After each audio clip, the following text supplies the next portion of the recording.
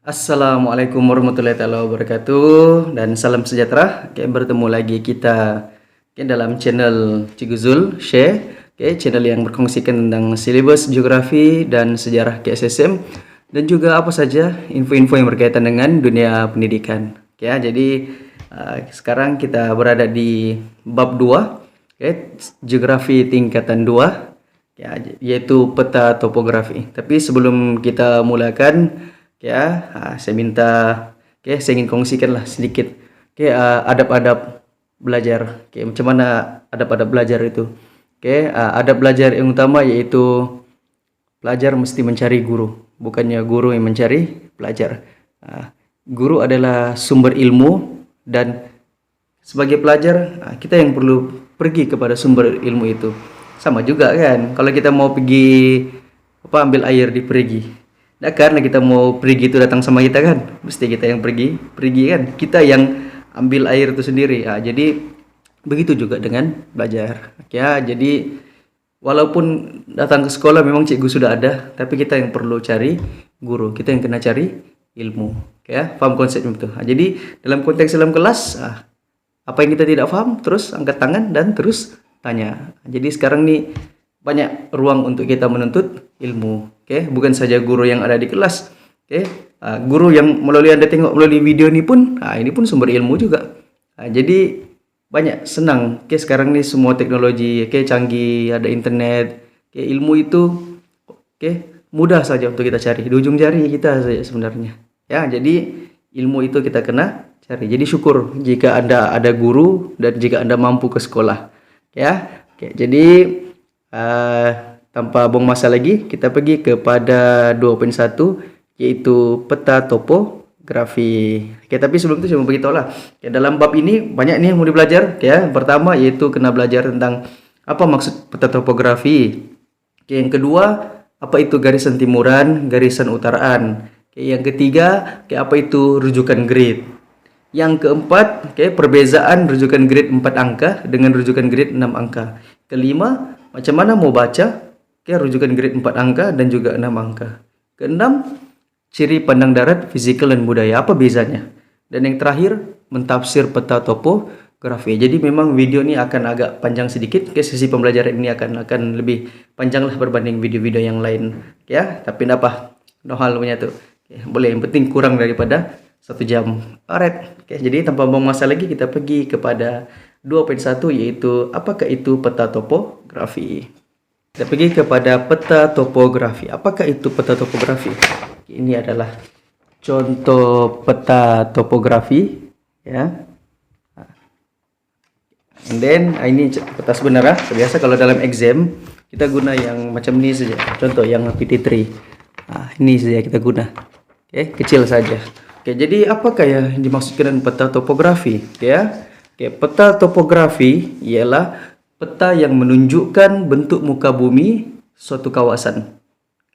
Peta yang menunjukkan bentuk muka bumi sesuatu kawasan. Maksudnya, kalau kita tengok peta tuh, kita tahu sudah, oh begini bentuk muka buminya. Ada gunung, sini ada sungai, sini ada jalan raya, sini ada rumah. Jadi itu maksudnya peta topografi yang menunjukkan bentuk muka bumi. Dan yang kedua yaitu mempunyai garisan grid, melintang dan menegak. Ada garisan grid. Garisan grid nih garisan yang menegak dan juga melintang, kotak-kotak nih. Itu nama dia garisan grid.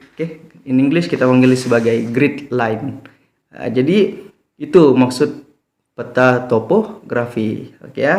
Jadi kalau kita tunjuk, kalau kita tengok dalam buku teks kita nih, kita nampak tuh lakaran tuh animasi itu kan. Cikgunya itu pun tanya, ini ialah peta topografi. Bolehkah Anda nyatakan ciri sebuah peta topografi?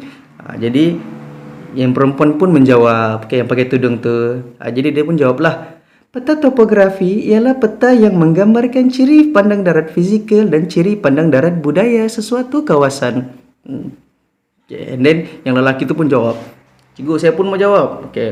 Peta topografi perlu mempunyai tajuk, petunjuk, dan skala. Mungkinlah kita lembut sedikit kan. Jadi dan satu lagi yang pakai songkok tu pun jawab. Peta ini dilukis menggunakan skala dan simbol-simbol tertentu. Jadi daripada perbualan tu dengan guru tu, pelajar tu, kita dapat tahu bahwa peta topografi menggambarkan ciri fizikal dan ciri budaya. Lepas tu mesti ada tajuk, petunjuk, mesti ada skala, and then ada simbol-simbol tertentu. Itu ciri-ciri sebuah peta topografi, ya. Macam ni lah. Nah, ya. Alright, jadi settle tentang peta topografi. Ada tajuk, ada petunjuk, ada simbol-simbol menunjukkan bentuk muka bumi, ada skala. Itu ciri-ciri peta topografi. Jadi biasanya kalau di kelas guru Anda akan bawakan peta topografi lah yang betul-betul, yang original punya. Macam ni. Ini adalah peta yang digunakan untuk SPM, ya. Jadi boleh rujuk guru Anda, boleh tengok secara live, macam mana peta topografi. Banyak tuh, setiap sekolah mesti ada tuh stok ni. Alright. Jadi kita pergi kepada yang kedua, poin 2, yaitu garisan timuran dan juga garisan utaraan. Alright. Sambung kepada 2.2, yaitu garisan timuran dan juga garisan utaraan. Kalau kita rujuk buku teks kita ni, kita ada garisan grid. Garisan grid itu ialah garisan kotak-kotak yang terdapat pada sebuah peta topografi. Jadi garisan grid ni dia terbentuk daripada gabungan dua jenis garisan, yaitu garisan timuran dan juga garisan utaraan. Garisan timuran, mari kita rujuk buku teks kita dulu. Garisan timuran, garisan grid yang dilukis secara menegak. Jadi yang menegak dari atas ke bawah, menegak. Garisan yang menunjukkan kedudukan suatu tempat ke arah timur, dari tengah-tengah ni, tepi ni, ke arah timur. Sebab tu nama dia garisan timuran. And then yang ketiga cirinya, garisan grid dinomorkan dan nilainya semakin bertambah ke arah timur. Maksudnya, contoh di sini 05, 06 kan. Kalau contoh kita tengok dalam buku teks tu, 28, 29, 30, 31, 32. Jadi makin dia ke timur, ke arah timur, ke kanan, dia makin bertambah. And then yang kedua yaitu garisan utaraan. Garisan utaraan, garisan grid yang dilukis secara melintang. Menegak, melintang. Longitude, latitude yang kita belajar di form 1 kan. Tapi ini bukan longitude dah, lain. Garisan yang menunjukkan kedudukan suatu tempat ke arah utara, ke atas. Maksudnya makin naik ke atas, makin ke utara. And then garisan grid dinomorkan dan nilainya semakin bertambah ke arah utara. Maksudnya dari bawah ni, dari bawah 51, 52, 53, 54, 55 ni makin naik ke atas makin bertambah dia punya garisan utaraan. Timbul persoalan.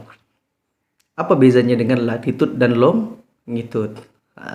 Ini yang kita perlu jelas. Garisan timuran dan garisan utaraan bukanlah garisan latitude atau longitude. Sini saya jelaskan.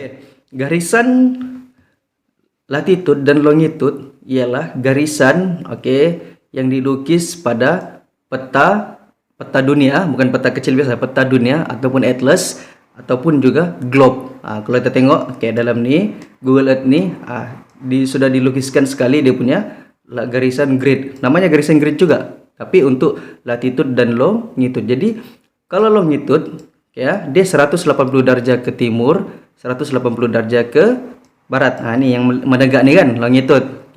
Dan latitude pula 90 darjah ke utara, 90 darjah ke selatan. Jadi ini khas latitude longitude hanya untuk menentukan kedudukan di atas peta dunia ataupun atlas ataupun juga globe. Globe ni macam ni. Jadi contohlah mari kita tengok. Jadi kita tengok mula dari kosong, prime meridian, meridian pangkal di sini.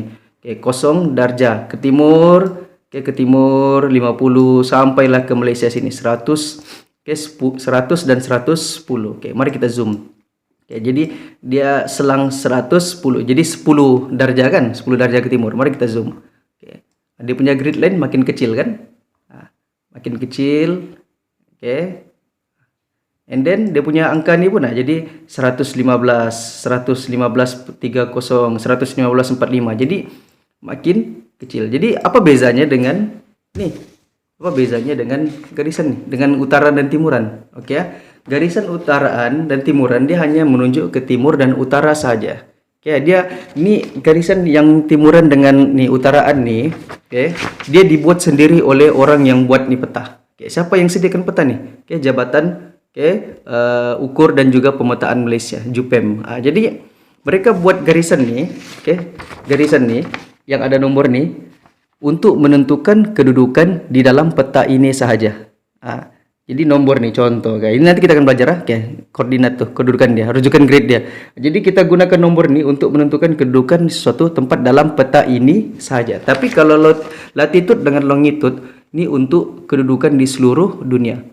Tiada satu tempat pun di dunia ini yang sama dia punya latitude dan longitude. Jadi itu kita gunakan. Contoh, kita ambil nih macam kita ambil nih Labuan. Dia berada di berapa? 115.11 darjah timur and then 5.17 darjah utara. Jadi mungkin kecil. Jadi kalau dalam peta topografi biasanya satu kotak ini saja. Satu kotak ini saja. Oke. Lebih kurang 1 darjah saja, 1 darjah. Ada yang punya size, latitude dan longitude. Tapi kalau dalam peta, kita punya garisan sendiri, untuk supaya senang kita rujuk kedudukan di dalam suatu kedudukan satu tempat dalam peta ini sahaja. Jadi mungkin dalam peta lain, contoh macam peta ini, dia guna nomor 22, 23, start 22, 23. Di sini pula dia guna 0506. Jadi lain. Jadi dia berbeza. Jadi itu beza antara garisan timuran utaraan dengan latitude longitude. Latitude longitude hanya diguna untuk peta dunia dan juga globe. Tapi kalau garisan utaraan timuran ini digunakan untuk mana-mana peta topografi. Sebab peta topografi hanya menunjukkan bentuk muka bumi suatu kawasan yang kecil saja, mungkin satu daerah, itu saja, itu kampung. Jadi itu bezanya. Alright, jadi harap jelas. Jadi kita akan belajar macam mana mau guna ini. Kalau latitude longitude, persilangan antara latitude dengan longitude, itulah dia punya kedudukan kan. Tapi kalau ini sama juga konteksnya, cuma berbeza dia punya penggunaan, dia punya nomornya. Tapi kegunaannya sama. Kegunaannya sama untuk menunjukkan, menentukan sesuatu kedudukan supaya senang kita panggil. Ini kedudukannya ialah 0806. Jadi kita tidak tunjuk nama, kita tunjuk dia punya kedudukan berdasarkan nomor yang terdapat pada garisan utaraan dan juga timuran. Tapi kalau di peta dunia kita guna nomor yang disediakan oleh garisan longitude dengan latitude. Jadi maksudnya kesimpulannya beginilah. Latitude longitude untuk peta dunia, utaraan timuran hanya untuk peta yang kecil, peta suatu kawasan. Alright, harap paham. Kalau kurang jelas lagi boleh tanya guru Anda, yang ada berdekatan dengan Anda, boleh tanya. Itu jelaskan lagi mana, atau ada yang kurang paham kan, tidak paham bahasa saya ataupun saya cakap terlalu laju. Mari kita teruskan dengan 2.3 yaitu rujukan grid. Tadi kita sudah kenalkan garisan grid kan. Satu timuran, satu lagi ke utaraan. Jadi garisan ini jadi digunakan untuk menentukan kedudukan. Jadi apa maksud rujukan grid? Jadi mari kita tengok apa yang kuning nih, yang saya highlight kuning nih di buku teks Anda. Tengok. Kombinasi antara nilai garisan timuran dengan garisan utaraan pada titik persilangan. Maksudnya garisan yang menegak sama yang melintang, timuran dan utaraan, kalau dia bersilang, itulah kedudukan. Jadi pertemuan antara utaraan dan timuran, itu kedudukan. And then rujukan grid juga terdapat dua cara untuk menyatakan rujukan grid, yaitu 4 angka dan juga 6 angka. Ini sekejap lagi saya akan jelaskan. Yang ketiga, garisan nilai timuran hendaklah dibaca dahulu, kemudian garisan utaraan. Garisan timuran nih yang bawah nih, utaraan yang atas, seperti naik ke atas kan, ke utaraan. Jadi macam mana kita menentukan kedudukan menggunakan angka-angka, angka ataupun nomor pada garisan timuran dan utaraan. Jadi gabungan antara garisan timuran dan utaraan itulah dinamakan sebagai rujukan grid. Rujukan untuk menentukan suatu kedudukan di dalam peta. Oke ya. Alright.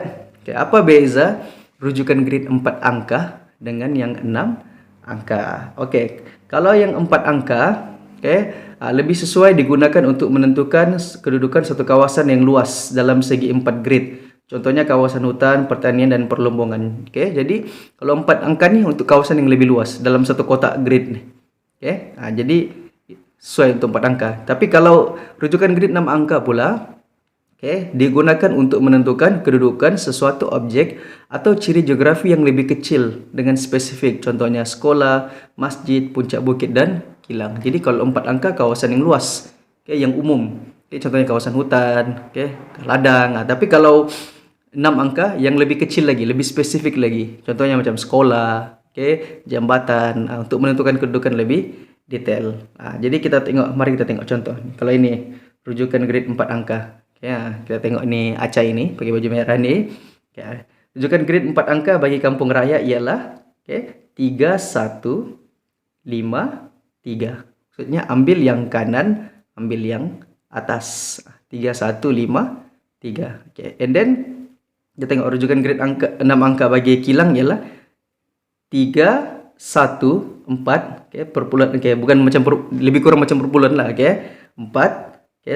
And then 533 lebihnya 3. Jadi kenapa boleh dapat nomor yang ketiga tuh? 314 nih. Jadi sebab antara 31 dengan 32 nih boleh dipecahkan kepada 10 bahagian yang lebih kecil untuk kita dapat lagi nomor yang ketiga tuh. Jadi supaya jadi 6 angka. Jadi lebih detail.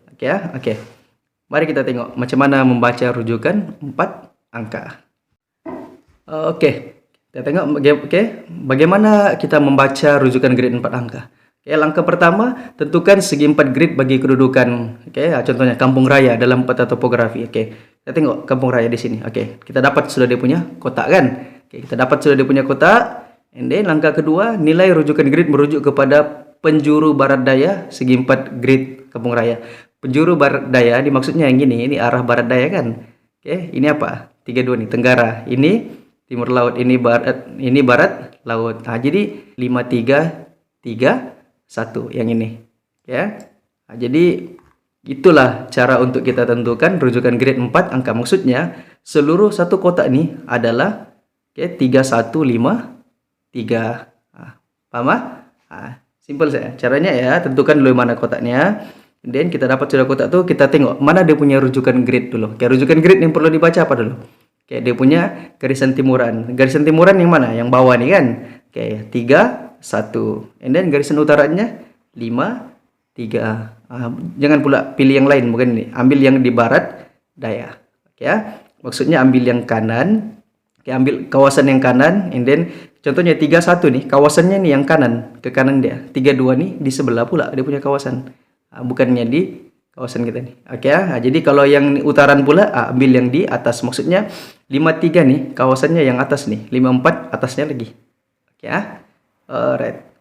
Kita pergi kepada rujukan grid 6 angka. Kalau rujukan grid 6 angka nih, pertama kita baca yang 4 angka dulu lah. Perhatikan kedudukan kilang dari segi dalam segi 4 grid 3153. Kita tengok. Yang tadi itu juga yang atas nih kan. Kita tengok rujukan grid ke kampung raya. Kita sudah dapat yang kedua, and then tengok mana simbol kilang. Ini simbol kilang. Jadi dalam simbol kilang ini kita dah tahu sudah 3153 kan. Jadi tapi 31 nih berapa lebihnya? Berapa dia punya lebih? 0, 1, 2, 3, 4. And then kita tengok yang garisan utaraannya pula. Lebih ke atas berapa? 0, 1, 2, 3. Jadi nilai garisan timuran ialah 314. 314.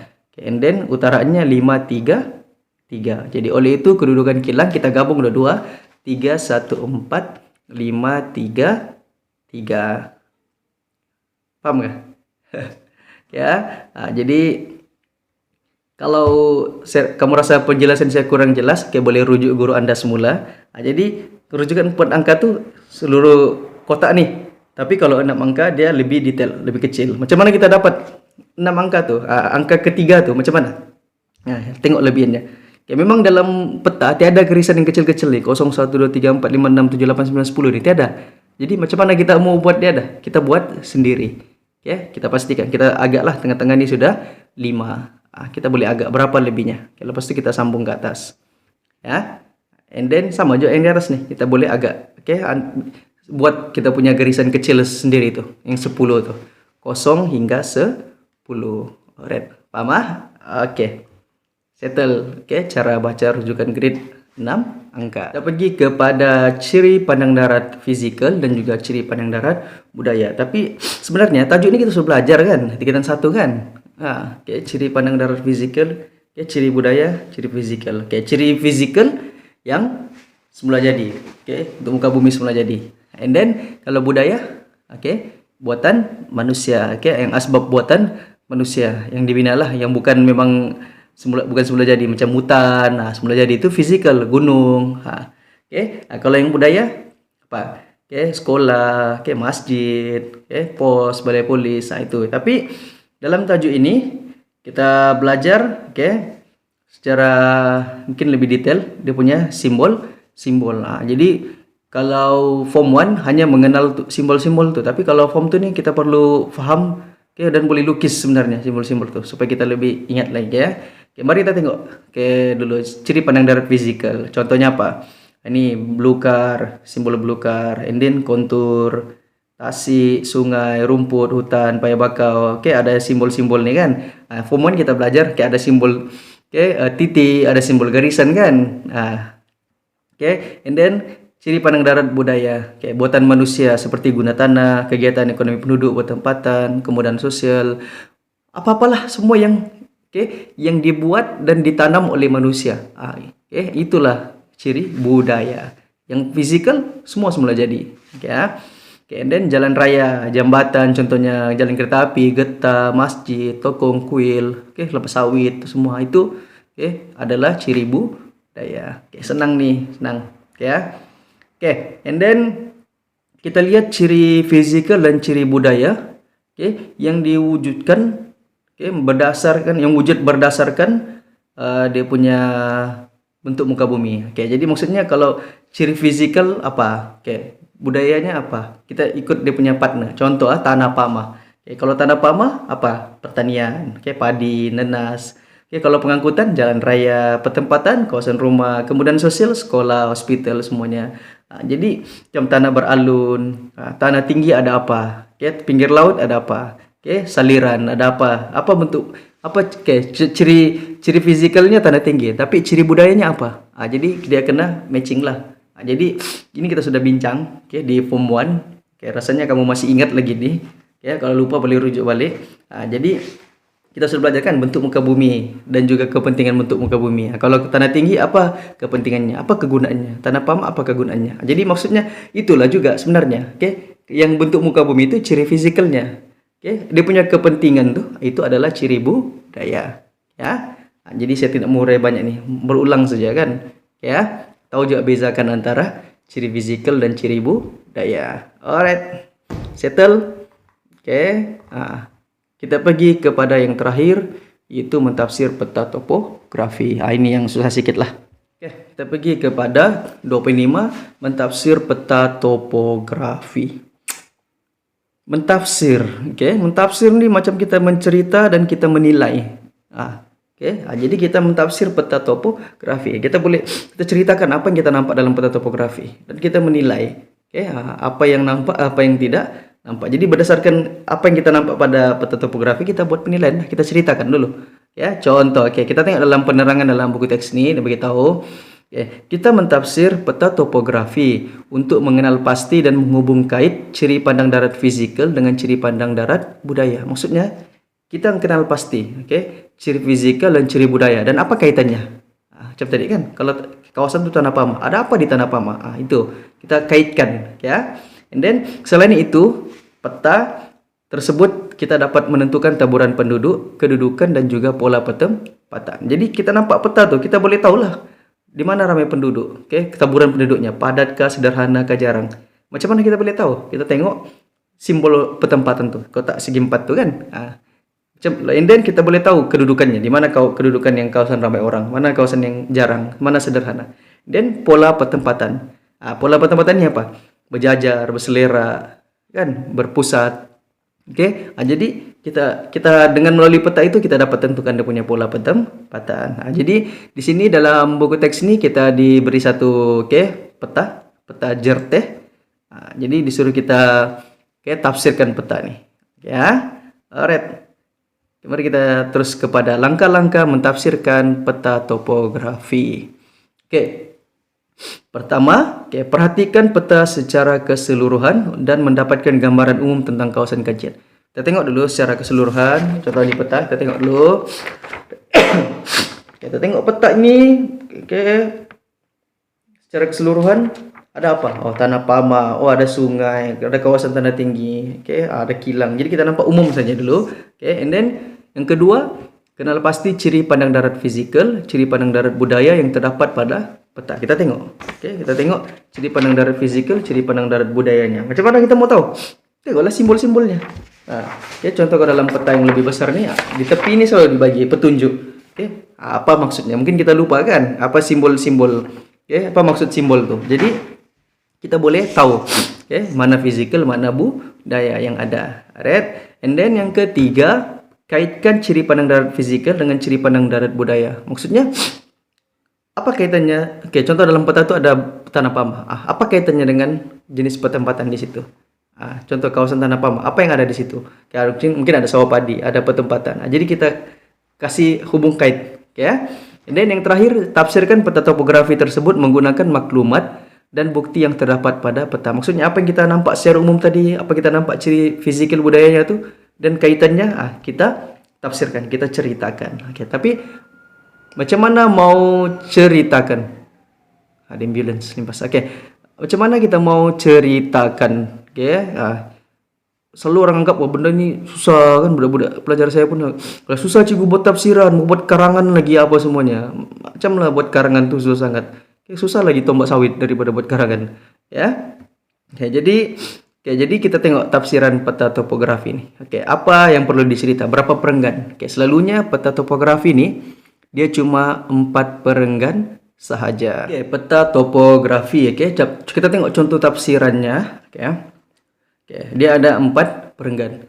Biasakan kita buat 4 perenggan. Sebab kenapa? Ada 4 perkara saja kita perlu ceritakan. Kita lihat contoh peta Jerte itu. Jadi ayat pertama ialah peta menunjukkan kawasan Jerte.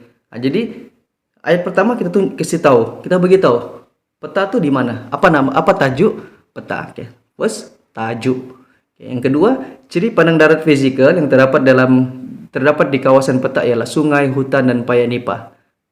Cerita apa ciri fizikal. Dan yang ketiga, cerita manakala ciri pandang darat budaya di kawasan peta ialah terdiri daripada jalan raya, ladang getah, sawah padi, pertempatan, jambatan, pejabat daerah, sekolah, pejabat pos dan balai polis. Maksudnya dalam perenggan pertama nih kita cerita ialah tajuk peta, di mana tempat tuh, kawasan tuh.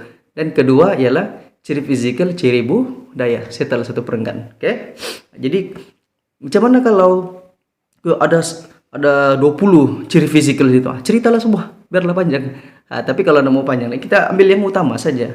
Yang penting saja. And then perenggan kedua. Perenggan kedua apa yang kita perlu cerita dalam perenggan kedua? Kita tengok contoh ni. Sebahagian besar bentuk muka bumi di kawasan peta adalah terdiri daripada kawasan tanah pama yang rata, kecuali di sebelah barat dayanya yang merupakan kawasan tanah tinggi. Dia cerita bentuk muka bumi, tanah pama kah, tanah tinggi kah? And then kawasan tanah pama digunakan untuk sebagai apa? Digunakan untuk pertempatan, pengangkutan, pertanian. Manakala kawasan beralun, bersaliran baik pula digunakan untuk penanaman getah. Seliran utama ialah Sungai Nering. Jadi kalau di perenggan pertama kita cerita ciri fisikal dan ciri budaya, dan di perenggan kedua pula kita cerita apa kaitan antara ciri fisikal dengan ciri budaya. Apa kaitannya? Hubung kaitkan. Kalau tanah pama, apa ditanam di situ? Apa yang ada di tanah pama? Tanah tinggi, apa yang ada di tanah tinggi? Apa orang buat di situ? Nampak kan? Nah, jadi perenggan pertama cerita tajuk ciri fisikal, ciri budaya. Perenggan kedua pula cerita hubung kait antara ciri fisikal dengan ciri budaya. Alright, kita pergi kepada perenggan yang ketiga. Oke, cakap situ, ya, rujuk buku teks Anda. Berdasarkan peta, kegiatan ekonomi utama penduduk ialah pertanian. Oke, tanaman yang diusahakan ialah padi dan padi sawah dan getah. Padi sawah ditanam di kawasan lembah sungai dan tanah pamah seperti di sekitar kampung sawah dan juga kampung gelang. Tanaman getah pula diusahakan di kaki bukit dan tanah pamah secara kebun kecil dan ladang. Misalnya ladang Bukit O. Jadi kalau kita tengok petanya, okay, dia perenggan ketiga nih, dia cerita kegiatan ekonomi penduduk. Jadi macam mana kita tahu kegiatan ekonomi penduduk? Berdasarkan ciri budaya tadi itulah. Kita tahu sudah ya, okay. Situ ada padi. Jadi maknanya memang penduduk situ kerja sebagai pesawah padi. Situ ada getah. Jadi memang penoreh getah. Jadi kita itu maksudnya tafsiran, ya. Kita buat tafsiran. Jadi berdasarkan apa yang kita nampak, kita cerita, okay, apa kegiatan ekonominya, di mana kawasannya, apa bentuk muka buminya. Contoh di kawasan Tanah Pamah ini, tanam padi, okay, penduduk kerja sebagai pesawah padi. Di kawasan mana? Contohnya. Jadi tunjukkan di kawasan kampung apa, okay, jalan apa. Okay, and then perenggan terakhir pula, okay, kita tengok contoh. Pekan Jabir menjadi kawasan utama penduduk, tumpuan penduduk dan mempunyai pola pertempatan berpusat. Kawasan ini mempunyai kemudahan sosial seperti klinik, sekolah klinik, balai polis dan pejabat pos. Pertempatan berkelompok terdapat di ladang baru. Pertempatan berjajar pula di segi 4 grid 6605. Jadi perenggan terakhir ialah pola pertempatan. Jadi kalau kita mau buat nih, kita ada rangka macam inilah, kita buat esai. Esai ini pendek aja. Jadi kita perlu ada rangka. Jadi jelas dia punya rangka di sini. Perenggan pertama tajuk, ciri fisikal, ciri budaya. Settle perenggan pertama. Itu kita punya rangka. Okay, and then perenggan kedua cerita apa? Bentuk muka bumi dan juga dia punya ciri budaya. Apa kaitannya bentuk muka bumi? Ciri fisikalnya dengan ciri budaya. Apa contoh-contohnya?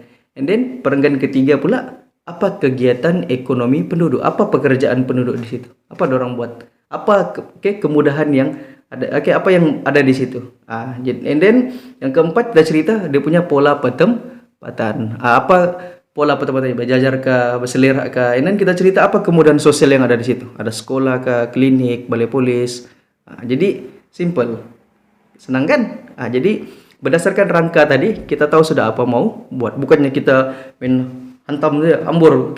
Perenggan pertama dia cerita pasal apa tuh? Kemudahan yang ada di situ, pola pertempatan. Lepas itu perenggan kedua dia cerita pula nih pasal bentuk ciri fisikal. Perenggan ketiga baru ciri budaya, bukan? Jadi kita buat yang teratur seperti contoh yang diberikan. 4 perenggan. Setiap perenggan ada isu yang dicerita, ada perkara yang dicerita. Perenggan pertama perkara lain, kedua lain, ketiga lain, keempat pun lain juga. Jadi sekali lagi saya ulang, perenggan pertama tajuk, ciri fisikal, ciri budaya. Yang kedua, kaitan antara ciri fisikal dengan ciri budaya, bentuk muka bumi dan juga ciri budayanya.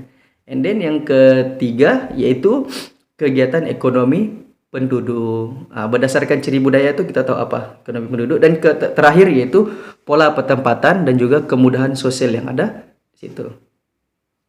Easy, kan? Tak payah cerita lebih-lebih. Tak payah kamu buat andalan sendiri. Berdasarkan pemerhatian saya, penduduk ini ramai yang kerja sini. Tak perlu buat ayat berjela-jela begitu. Ini geografi, ini bukan PM. Tak payah buat sampai yang 350 patah perkataan. Simple saja, cerita yang perlu saja, yang kamu nampak saja. Berdasarkan panduan yang diberi. Alright, settle. Tafsiran peta. Jadi kesimpulannya di sini, untuk kuasai tajuk ini itu saja, buat latihan. Macam tadi membaca garisan, rujukan grid, RG itu 4 angka dengan 6 angka. Buat latihan. Sebab kadang-kadang kita rasa kita betul, sebenarnya salah. Jadi buat latihan diberi. Paling simple tuh ada latihan di buku teks ini pun banyak kan, di buku teks latihan. Jadi jawab. Jadi kalau kita dengar saja tapi kita tidak buat, memang kita akan lupa. Jadi Untuk tajuk ini settle. Saya harap Anda tahu macam mana baca rujukan grid 4 angka dan juga 6 angka. Dan juga Anda tahu macam mana mentafsir peta topografi. Sebab tafsiran peta ni keluar dalam PT3 sebenarnya. Dalam exam PT3.